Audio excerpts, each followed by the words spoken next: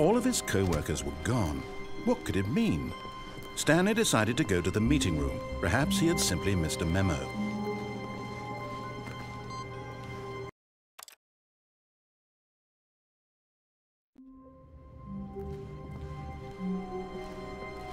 All of his co-workers were gone. What could it mean? Stanley decided to go to the meeting room. Perhaps he had simply missed a memo.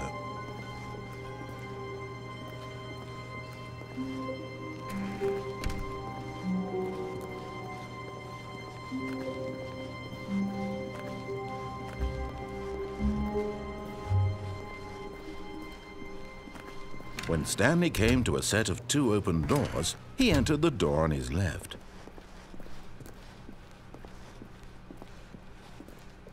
Yet there was not a single person here either. Feeling a wave of disbelief, Stanley decided to go up to his boss's office. Coming to a staircase, Stanley walked upstairs to his boss's office.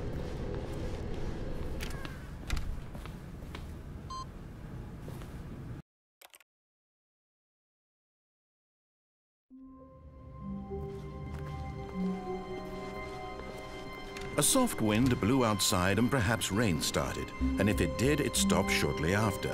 Stanley hoped that he would one day see weather.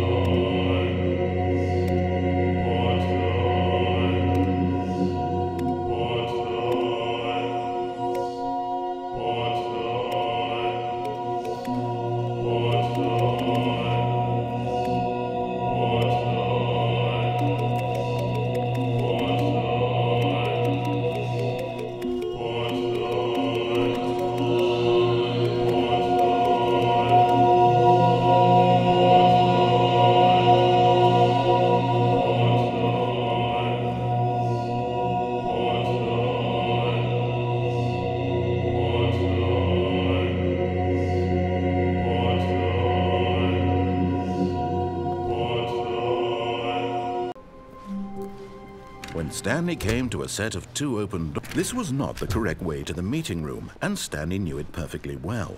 Perhaps he wanted to stop by the employee lounge first, just to admire it. Ah, yes, truly a room worth admiring. But eager to get back to business, Stanley took the first open door on his left. Stanley was so bad at following directions, it's incredible he wasn't fired years ago.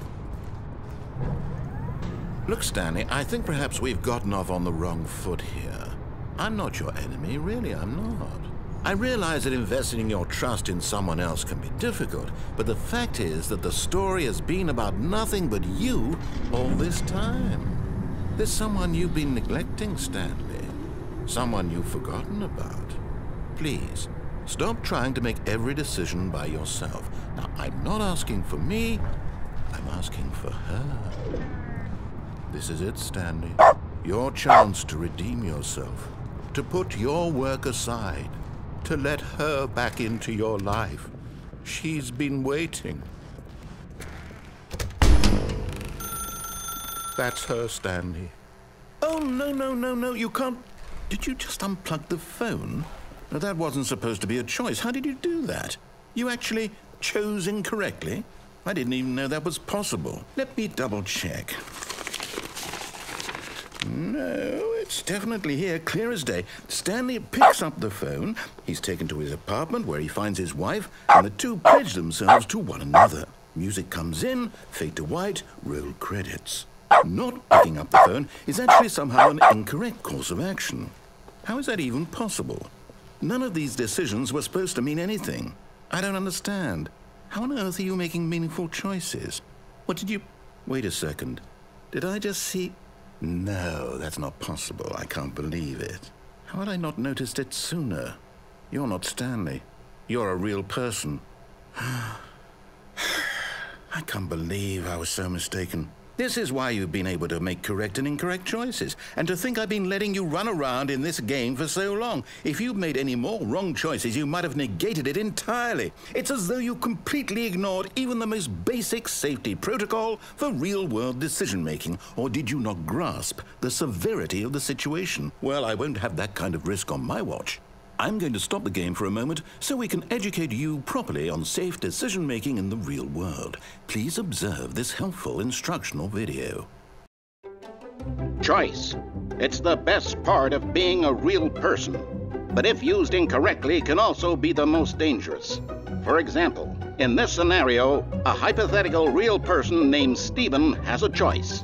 He could spend years helping improve the quality of life for citizens of impoverished third world nations. Or he could systematically set fire to every orphan living in a 30-kilometer radius of his house. Which choice would you make? Remember that unlike here, the real world makes sense, and at no time should you make a choice that does not conform to rational logic. If you find yourself speaking with a person who does not make sense, in all likelihood, that person is not real. Allow the person to finish their thought, then provide an excuse why you cannot continue talking.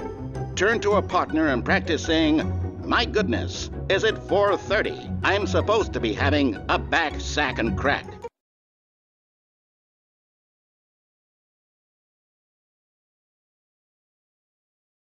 Excellent. Making choices on a regular basis is the best part to a healthy decision-making process. Most medical professionals recommend making at least 8 choices per day. Do you make more than 8? Less? And finally, if you begin to wonder if your choices are actually meaningful and whether you'll ever make a significant contribution to the world, just remember that in the vast infiniteness of space, your thoughts and problems are materially insignificant, and the feeling should subside. At this time, your instructor will guide you in an exercise to test and reinforce the material covered in this video. Welcome back. You may have noticed that this room has begun to deteriorate as a result of narrative contradiction. But not to worry. Now that you're properly informed on good decision-making, we're going to revisit a choice you made just a few minutes ago and see what the correct thing to do would have been. This way, please.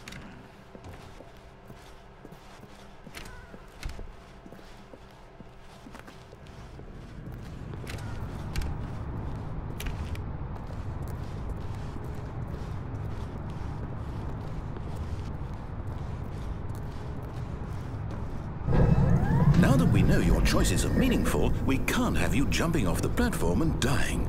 Imagine the main character dying senselessly halfway through the story. That story would make no sense at all.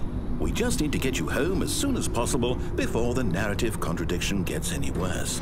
Unfortunately, it seems this place is not well equipped to deal with reality.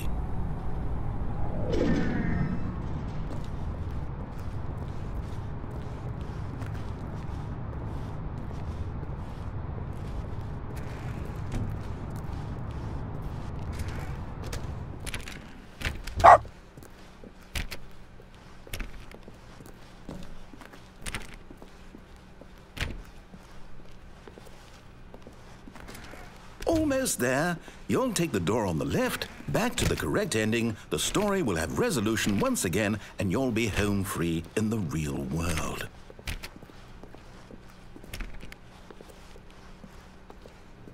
Now remember, all you need to do is behave exactly as Stanley would. That means choosing responsibly and always putting the story first. I'm quite sure you'll be up to the task. Just follow my lead and you'll be fine. All right. When Stanley came to a set of 2 open doors, he entered the door on his left.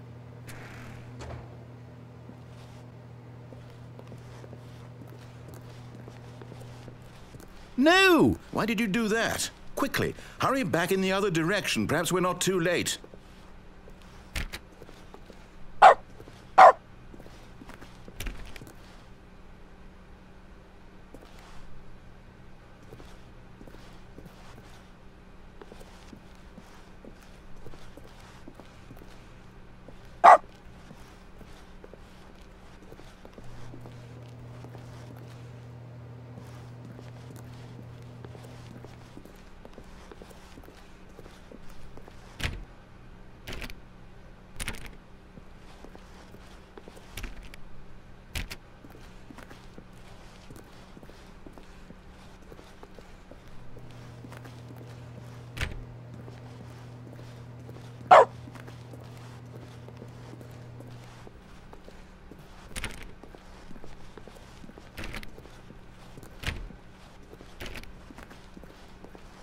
Oh, it's ruined. I can't believe, after everything we talked about, that my story, you've destroyed my work. Why? For what? What did you get out of that? What did you think was so special about seeing the game undone, left here like so much garbage? It's worthless now. And what am I supposed to do? Even if there were a way to continue, would it be worth it? To know that my story is now incorrect? How can I go back to that? I can't erase that knowledge. I'll have to live with it forever, reliving its impossibility forever. I couldn't live that way. Is it better to shut the game down entirely? To willingly destroy all of my work? I don't know. What's the answer? What do I do? What do I do? What do I... No, I have to. I have to shut the game down. I have to. I have to.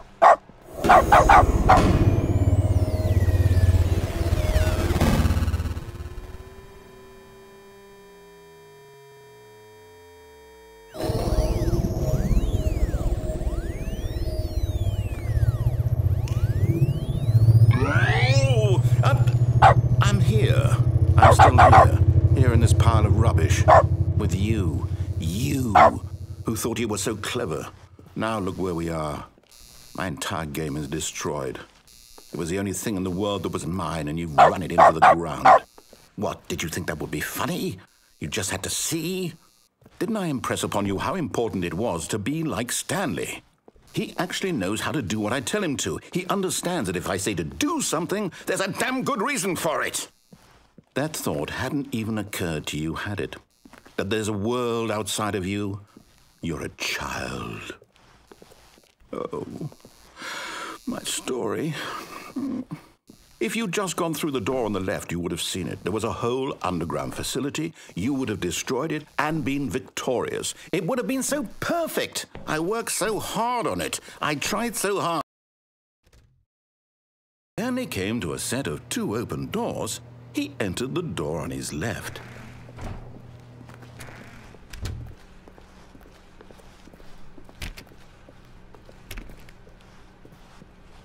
Yet there was not a single person here either. Feeling a wave of disbelief, Stanley decided to go up to his boss's office, hoping he might find an answer there.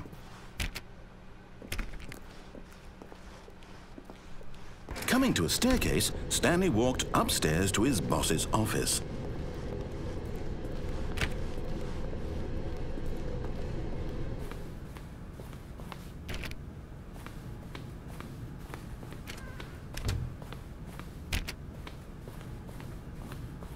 Stepping inside his manager's office, Stanley was once again stunned to discover not an indication of any human life. Shocked, unraveled, Stanley wondered in disbelief who orchestrated this, until he saw the door with a voice receiver next to it. Surely behind this door lay all the answers to his questions. And beyond all probability, he knew the passcode. He had seen it on his boss's computer just last week. Night Shark 115. Was this the code to open the door? Would it still work? There was only one way to find out. Stanley had been trained never to speak up, but now he would draw from within himself the courage to face the unknown. He drew a sharp breath and then spoke the code.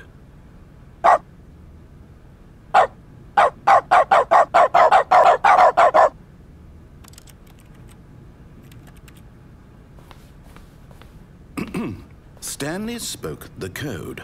Night Shark 115. He spoke it into the receiver, right there on the wall.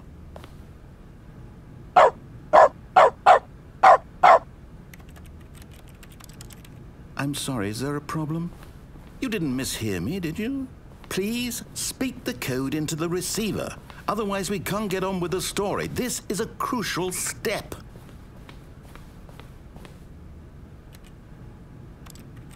Okay, fine, you're not going to do it, but you know what? It's pretty humiliating to bring you this far, only for you to suddenly decide you have better things to do. I asked you for this one single thing, for your respect. The kind of respect Stanley shows for his choices. He knows what it means to take a story seriously. If you didn't want to see what I had to show you, then why did you come here? You had a choice, you know. You could have gone through the door on the right. You could have done whatever the hell you wanted over there. Why did you come this way? Speak. Say something to me. Explain yourself, you coward. When Stanley came to a set of 2 open doors, he entered the door on his left. Stanley? Hello? Is everything okay? Stanley, please. I need you to make a choice. I need you to walk through the door. Are you listening to me? Can you hear me? Is everything all right? Stanley, this is important. The story needs you. It needs you to make a decision. It cannot exist without you. Do you understand me? Whatever choice you make is just fine. They're both correct. You cannot be wrong here. We can work together. I'll accept whatever you do. I simply need you to take that step forward, please. Choose. Do something. Anything. This is more important than you can ever know. I need this. The story needs it. So, you hear me? Are you there? Are you listening to this? Stanley, are you there? Okay. It's okay, I can wait. You need time to decide. Time to make sure your choice is correct. That is the best choice. That's all right. I'll wait for you to decide what's the right thing to do. Take as much time as you need.